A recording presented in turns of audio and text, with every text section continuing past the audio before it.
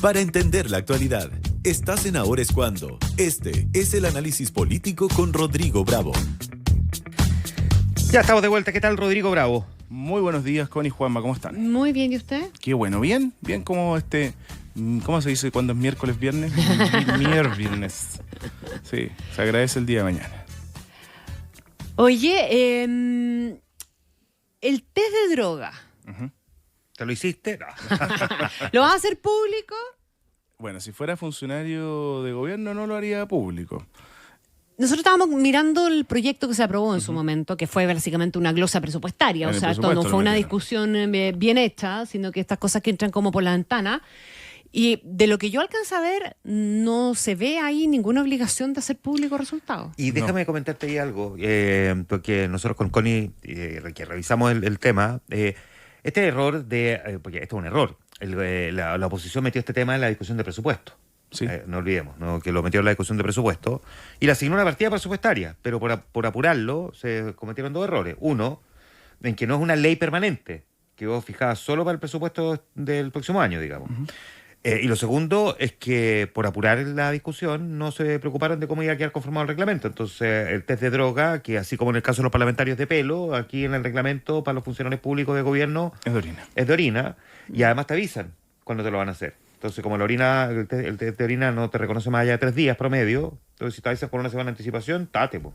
Claro, te puedes preparar, digamos. Entonces, el error, más allá de la opinión que cada uno tenga sobre si los políticos deberían o no someterse a este test, es que metieron una discusión por la ventana y la discusión les quedó mal hecha. Entonces, ahora no pueden culpar al gobierno por una cuestión en que, además, recordemos que las autoridades del gobierno decidieron no desgastarse en el debate, aceptaron la imposición, pero bueno, si el problema es de cómo lo presentaron, po. Claro, porque ¿qué dice la UDI, que es la que principalmente ha levantado la alarma y fue la que advirtió de las condiciones que quedaba este test que es para sus secretarios, ministros, el presidente de la República?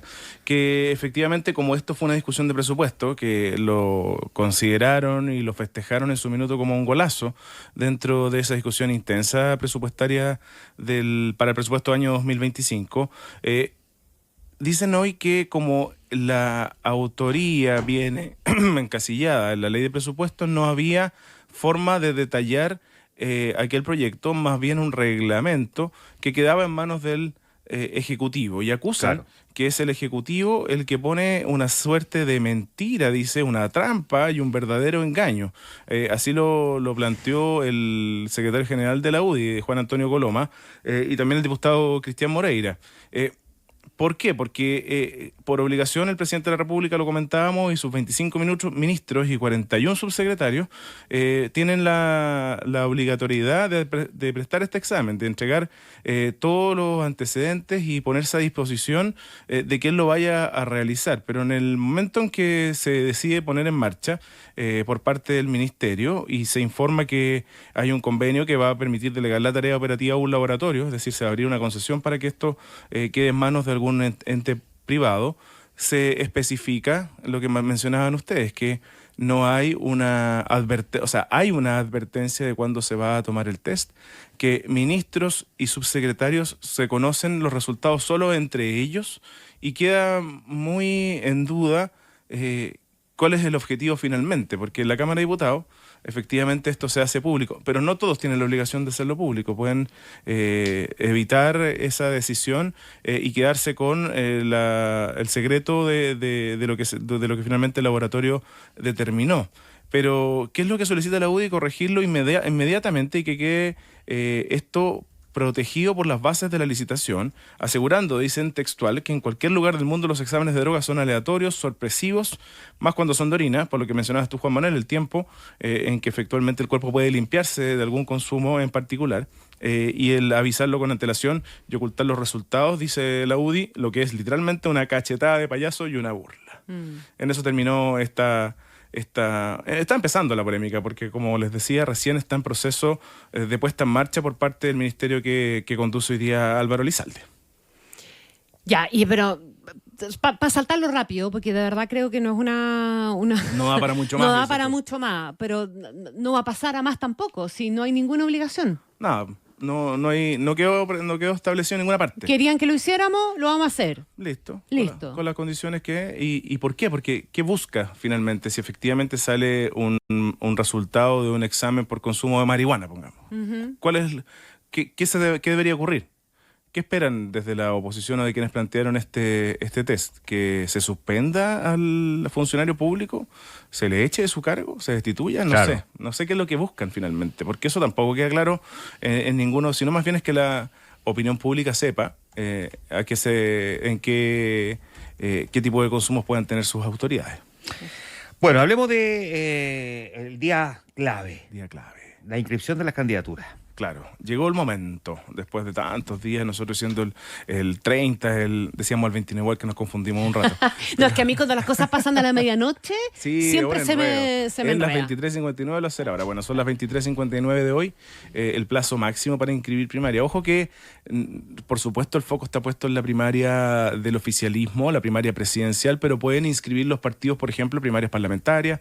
En procesos anteriores el Partido Social Cristiano lo ha hecho para definir sus candidatos municipales, por ejemplo, pero por supuesto que el foco está puesto a las 9:45 de la mañana, que es el vamos de lo que va a ser la actividad por parte del oficialismo. Se van a reunir en la sede del Frente Amplio y van a caminar juntos todos los candidatos, es decir, Janet Jara, Carolina Toá, Gonzalo Pinter y Jaime Mulet. Una primaria que tuvo hasta 6 o 7 nombres, si se terminaba por sumar Alberto Undurraga también, termina con 4 postulantes a la moneda, pero en un día bien clave para Carolina Toá. Anoche, finalmente, pasadita a las 9 de la noche, conocimos lo que resolvió el Comité Central del Partido Socialista, después de que durante el día, Connie Juanma, hubo mucho ruido de figuras del socialismo que algunos explícitamente manifestaban su respaldo, su apoyo, su admiración a otras figuras como el propio diputado Marco Isla Vaca sobre Janet Jara. Y muchos parlamentarios, fíjate que nosotros alcanzamos a reportear y conversamos con ellos y los pusimos en la nota que hicimos anoche en Mega Noticias, le ponían condiciones a Carolina Toá. Fidel Espinosa decía, por ejemplo, ella debe mejorar el trato que tuvo con los parlamentarios durante su mandato como ministra del Interior. Otros diputados planteaban que ella tenía que acogerse a las propuestas programáticas que el Partido Socialista ponía. De alguna manera que le hicieran cariño al PS en este paso. Pero ayer Paulina Bodanovich dio una frase que creo que da en el clavo más allá de todas las polémicas, que sin el Partido Socialista el socialismo democrático no existe. Es uno de sus pilares y eso es real. Y por eso es la relevancia y la importancia de que esto se concretara, que el apoyo del PS fuera efectivo finalmente y abierto, explícito y con ganas, porque si el PS va a tomar una postura sin ganas, va a ser cuestionado por distintos actores. Se pidió en algunos minutos libertad de acción, fue un comité central tenso por las presiones que eventualmente habrían recibido algunos parlamentarios para apoyar a Carolina Toá o figuras políticas que están al interior de ese comité. Finalmente, como lo resuelve el PS, bien alineado, bien ordenado con su directiva, de manera unánime resuelven este respaldo. Carolina Toá, que en un discurso bien emotivo anoche afuera del Partido Socialista, recordó la historia que ella tiene con el PS, cómo surgió en conjunto la creación del PPD, desprendiéndose un poco de un alma que ya existía desde el socialismo, y la historia personal que ella tiene con el rol que tuvo su padre también en el gobierno de Salvador Allende. Sí, con esa aproximación más emocional que hizo Carolina Toá, le fue cambiando la cara a los que estaban ahí al lado de ella. Yo vi el video de ese momento y estaban todos muy parcos.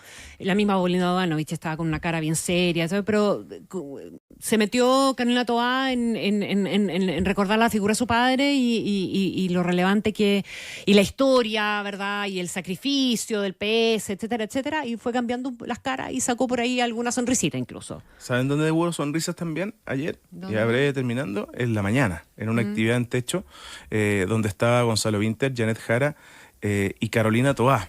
Invitado principal de esta actividad, el ministro de Vivienda, Carlos Montes, socialista, que no tuvo ningún empacho ni problema en dar una señal muy potente de lo que al menos él, como histórico socialista, pretende que ocurra en los próximos días. Sin decirlo explícitamente, dijo Carlos Montes que quiere mucho a Carolina Toá, que se conocen hace muchos años. De hecho, Carolina Toá recordó cómo habían trabajado en conjunto aquel programa donde Ricardo Lagos apunta con el dedo a Augusto Pinochet, y que lo quería mucho y que creía él que sería una gran presidenta de la República.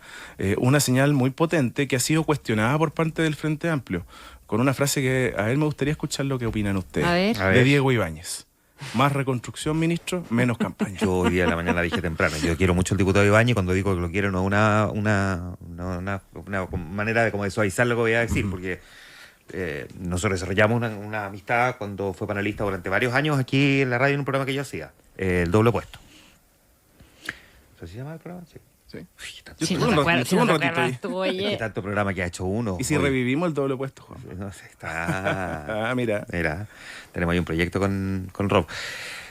Pero dicho lo anterior, o sea, oye, a veces es mejor callar que hablar.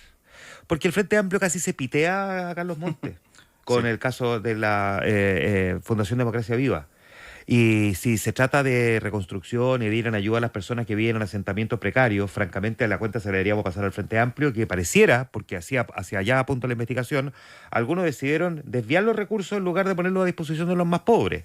Entonces, que alguien del Frente Amplio salga a cuestionar a Carlos Montes por responder una pregunta, no sé qué esperaba, que dijera, no, yo la verdad me inclino por Vinter, me encanta él, su bigote, el encuentro tan simpático. Su corbata. Su corbata.